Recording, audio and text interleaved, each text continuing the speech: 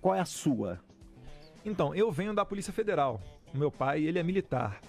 Então a gente costuma dizer o seguinte, ali dentro do Congresso, a gente tem que saber um pouquinho de cada assunto e muito de um determinado assunto. Esse um determinado assunto, no meu caso, é segurança pública.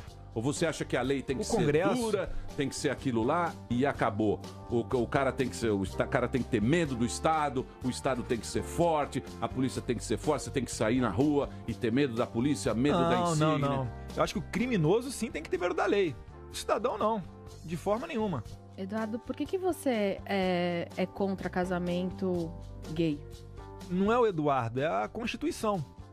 Está bem claro lá no nosso artigo 226, parágrafo 3º, que o Estado ele facilitará a união entre o homem e a mulher, transformando-a em casamento. Mas ela fez a pergunta para pessoa física, não ela foi para pessoa física. Eduardo. Ela não perguntou sobre a Constituição. Ela foi direta. Então, o Eduardo segue a Constituição. Cristã. Assim, nasce um homossexual na sua família. Eu vou lhe dar da melhor maneira possível. Eu não preciso da escola colocando kit gay pra você ensinar a não bater em gay. E você acha que seu pai teria tanta força se não existisse o John Willis, que é o oposto dele? Olha, meu pai, ele tá na vida pública desde 88, desde 1990 ele é deputado federal. Então eu acredito que o John Willis é que se faz necessário para se reeleger, arranjar essas brigas com o deputado Bolsonaro. E não o deputado Bolsonaro, que já está no seu 7º mandato consecutivo de deputado federal e inclusive é o recordista de votos do Rio de Janeiro. É que nem acontece, o negócio da Ana Hickman foi uma fatalidade. 1 milhão. Quantas vezes isso aconteceu? Tipo, então vamos deixar morrer mais 42. Vocês levam. A gente tá batendo recorde por arma de fogo. fogo. Que não existe, cara. E você cria pessoas muito assustadas, assim como a Paulinha é uma pessoa muito assustada, porque ela acha que vão matar o filho dela, que você entra no ônibus, que ia ser assaltado. Olha, eu queria viver nesse país tranquilo que você vive. Não acho que o Brasil é um país tranquilo. Mas eu acho que vocês colocam um medo que não existe. Não sou eu. Ministério da Saúde. 42 mil pessoas mortas por arma de fogo. Você acha que a imprensa coloca vocês com inimigos? Mas não é a imprensa que coloca essas notícias no ar? Sim. Então, mas ela não é inimiga de vocês, ela tá te ajudando, porque... Não, ela demoniza a arma de fogo. 42 mil pessoas morreram. Então dá a impressão que a gente vive na guerra.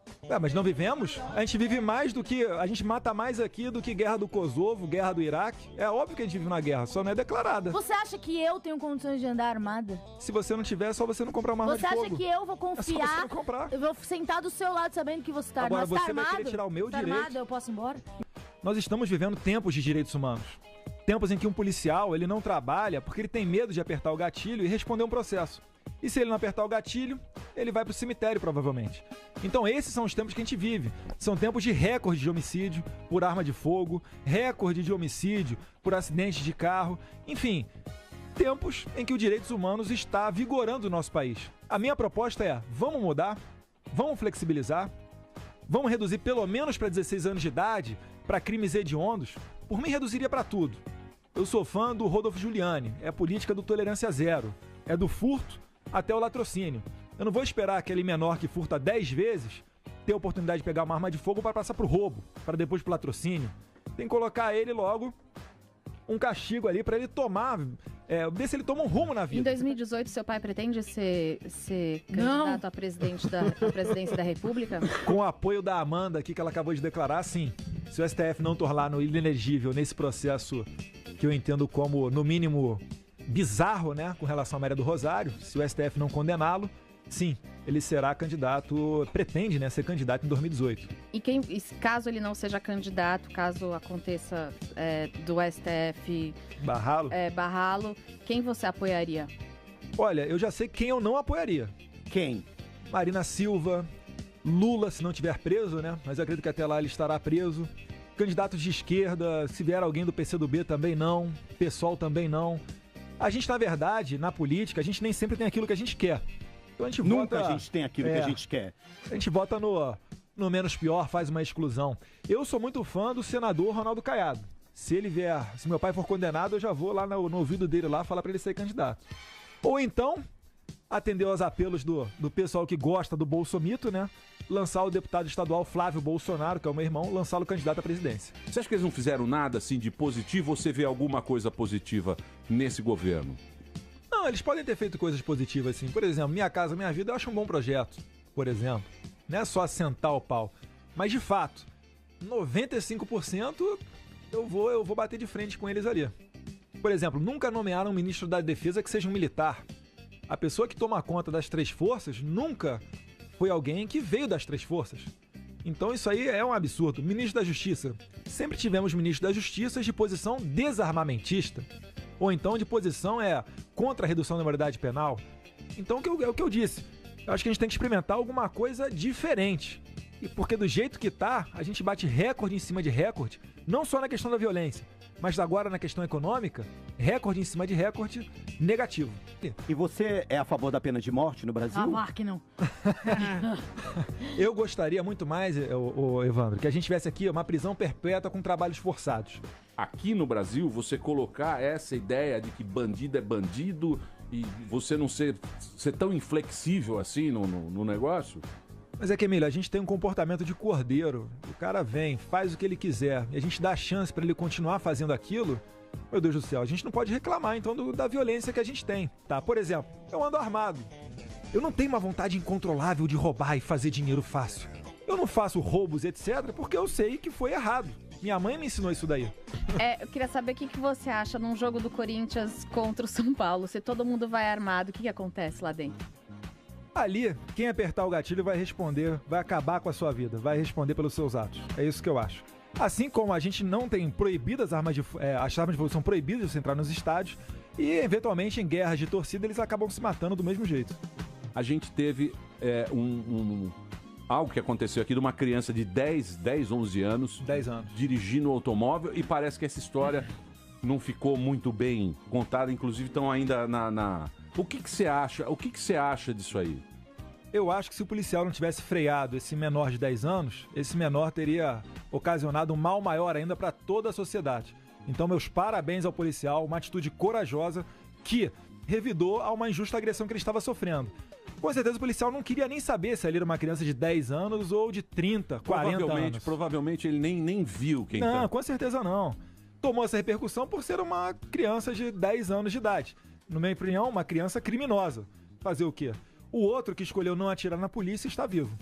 Você acha que os bandidos perderam respeito à polícia? Você acha que é isso que aconteceu? Emílio, joga no YouTube aí que você vai ver rapidinho pessoas tentando resgatar criminosos que a polícia está prendendo. Inclusive, não faz muito tempo, aqui em São Paulo, na Lapa, o soldado Henrique, um rapaz tentou tomar o spray de pimenta da mão do policial enquanto ele estava ali prendendo uma pessoa e, infelizmente, acabou falecendo, porque o policial teve que atirar. E teve que atirar mesmo. Se o soldado não atira naquele momento, o que o cara ia fazer? Toma o spray de pimenta dele, depois ia tomar a arma na mão dele? Ia morrer com a própria arma? Então, população, uma dica, se não quiser que a polícia lhe mate, é só você não importunar, não tentar recuperar preso, não trocar tiro com a polícia, que você vai passar muito bem. Há pouco tempo atrás estavam proibindo spray de pimenta e gás lacrimogêneo para reintegração de posse. Eu falei, o próximo passo é um policial dar um tapa em alguém, vão querer serrar o punho do sujeito. Enfim, o policial ele tem que ter um armamento pelo menos igual ao do criminoso. Você dizer que o policial não precisa de fuzil numa grande metrópole no Brasil é uma brincadeira, porque a marginalidade está usando. Até, não é muito raro, a gente vê .50. Os vigilantes que o digam. A gente teve aqui na Bandeirantes, mais de uma vez, assaltos a carro forte utilizando armamento calibre .50. É um calibre que nem a polícia tem aqui no Brasil. Como é que você vai conseguir resolver, dar cabo a um problema desse, botando policiais com revólver ou com pistolas, que inclusive, muitas delas defeituosas, como a gente está vendo, caso de pistolas Taurus, munição CBC, porque aqui no Brasil a gente tem um monopólio muito escuso com relação a isso. Como é que a gente quer que o nosso policial tenha condições de combate? O policial tem que trabalhar. Se morre muita gente, morre muito policial também. Muitas pessoas que têm receio de falar que são a favor do Bolsonaro, porque há uma ondinha, né, contra Bolsonaro, que vem na de chapa, decretam, bem, né? falam apoio, né, mas não falam isso publicamente.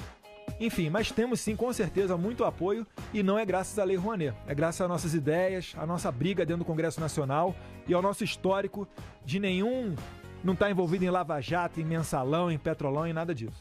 Tem uma pergunta aqui boa. Qual é o vínculo do seu pai com o Marcos Feliciano? Isso compromete muito a ética de quem defende a honestidade e liberdade? Feliciano tem alguma coisa que ele foi até a Lava Jato, bateu na casa dele, não? Existe relação? Não, a relação nossa é que o Marco Feliciano... Ele tem um cabelo maravilhoso, né? Às vezes caju, às vezes preto, né? Ele é um grande parceiro ali dentro do Congresso Nacional. Na questão de defesa da família, tá sempre do nosso lado. Sofre, assim como nós, por não trilhar o politicamente correto. E é uma satisfação ter uma pessoa como ele no nosso partido. O que é a defesa da família exatamente?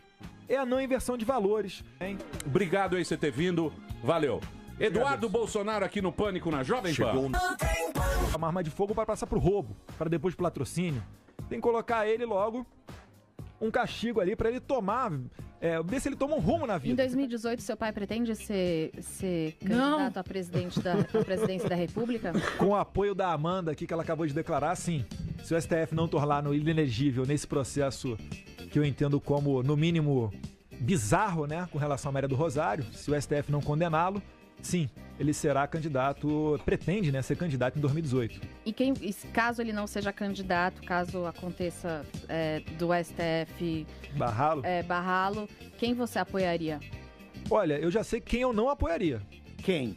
Marina Silva, Lula, se não tiver preso, né, mas eu acredito que até lá ele estará preso. Candidatos de esquerda, se vier alguém do PCdoB também não, PSOL também não. A gente, na verdade, na política, a gente nem sempre tem aquilo que a gente quer. Então a gente Nunca a gente tem aquilo que a gente quer. A gente vota no menos pior, faz uma exclusão.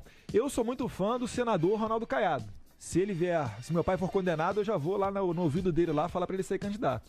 Ou então, atender aos apelos do pessoal que gosta do bolsomito, né? Lançar o deputado estadual Flávio Bolsonaro, que é o meu irmão, lançá-lo candidato à presidência. Você acha que eles não fizeram nada assim de positivo ou você vê alguma coisa positiva nesse governo? Não, eles podem ter feito coisas positivas, assim. Por exemplo, Minha Casa Minha Vida eu acho um bom projeto, por exemplo. Não é só assentar o pau. Mas, de fato, 95% eu vou bater de frente com eles ali. Por exemplo, nunca nomearam um ministro da Defesa que seja um militar. A pessoa que toma conta das 3 forças nunca foi alguém que veio das 3 forças. Qual é a sua? Então, eu venho da Polícia Federal. O meu pai, ele é militar. Então a gente costuma dizer o seguinte, ali dentro do Congresso, a gente tem que saber um pouquinho de cada assunto e muito de um determinado assunto. Esse um determinado assunto, no meu caso, é segurança pública. Ou você acha que a lei tem que ser dura, tem que ser aquilo lá e acabou? O cara tem que ter medo do Estado, o Estado tem que ser forte, a polícia tem que ser forte, você tem que sair na rua e ter medo da polícia, medo da insígnia. Não. Eu acho que o criminoso sim tem que ter medo da lei. O cidadão não, de forma nenhuma. Eduardo, por que você é contra casamento gay? Não é o Eduardo, é a Constituição. Está bem claro lá no nosso artigo 226, parágrafo 3º, que o Estado ele facilitará a união entre o homem e a mulher, transformando-a em casamento. Mas ela fez a pergunta para pessoa física, não ela foi para pessoa física. Eduardo. Ela não perguntou sobre a Constituição. Ela foi direta. Então, o Eduardo segue a Constituição. Cristã. Assim, nasce um homossexual na sua família. Eu vou lidar da melhor maneira possível. Eu não preciso da escola colocando kit gay pra você ensinar a não bater em gay. E você acha que seu pai teria tanta força se não existisse o John Willis, que é o oposto dele? Olha, meu pai, ele tá na vida pública desde 88, desde 1990 ele é deputado federal. Então eu acredito que o John Willis é que se faz necessário para se reeleger, arranjar essas brigas com o deputado Bolsonaro. E não o deputado Bolsonaro, que já está no seu 7º mandato consecutivo de deputado federal e inclusive é o recordista de votos do Rio de Janeiro. É que nem acontece, o negócio da Ana Hickman foi uma fatalidade. Freado esse menor de 10 anos, esse menor teria ocasionado um mal maior ainda para toda a sociedade. Então meus parabéns ao policial, uma atitude corajosa que revidou a uma injusta agressão que ele estava sofrendo. Com certeza o policial não queria nem saber se ele era uma criança de 10 anos ou de 30, 40 anos. Provavelmente ele nem viu quem Não, com certeza não. Tomou essa repercussão por ser uma criança de 10 anos de idade. Na minha opinião, uma criança criminosa. Fazer o quê? O outro que escolheu não atirar na polícia está vivo. Você acha que os bandidos perderam respeito à Totalmente. polícia? Você acha que é isso que aconteceu? Emílio, joga no YouTube aí que você vai ver rapidinho pessoas tentando resgatar criminosos que a polícia está prendendo. Inclusive, não faz muito tempo, aqui em São Paulo, na Lapa, o soldado Henrique, um rapaz tentou tomar o spray de pimenta da mão do policial enquanto ele estava ali prendendo uma pessoa e, infelizmente, acabou falecendo, porque o policial teve que atirar. E teve que atirar mesmo. Se o soldado não atira naquele momento, o que o cara ia fazer? Toma o spray de pimenta dele, depois ia tomar a arma na mão dele? Ia morrer com a própria arma? Então, população, uma dica, se não quiser que a polícia lhe mate, é só você não importunar, não tentar recuperar preso, não trocar tiro com a polícia, que você vai passar muito bem. Há pouco tempo atrás estavam proibindo spray de pimenta e gás lacrimogêneo para reintegração de posse. Eu falei, o próximo passo é um policial dar um tapa em alguém, vão querer serrar o punho do sujeito. Enfim, o policial ele tem que ter um armamento pelo menos igual ao do criminoso. Você dizer que o policial não precisa de fuzil numa grande metrópole no Brasil é uma brincadeira, porque a marginalidade está usando. Até, não é muito raro, a gente vê .50. Os vigilantes que o digam. A gente teve aqui na Bandeirantes massas. Então isso aí é um absurdo. Ministro da Justiça. Sempre tivemos ministros da Justiça de posição desarmamentista. Ou então de posição contra a redução da maioridade penal. Então é o que eu disse. Eu acho que a gente tem que experimentar alguma coisa diferente. E porque do jeito que tá, a gente bate recorde em cima de recorde, não só na questão da violência, mas agora na questão econômica, recorde em cima de recorde negativo. E você é a favor da pena de morte no Brasil? Ah, que não. Eu gostaria muito mais, Evandro, que a gente tivesse aqui uma prisão perpétua com trabalhos forçados.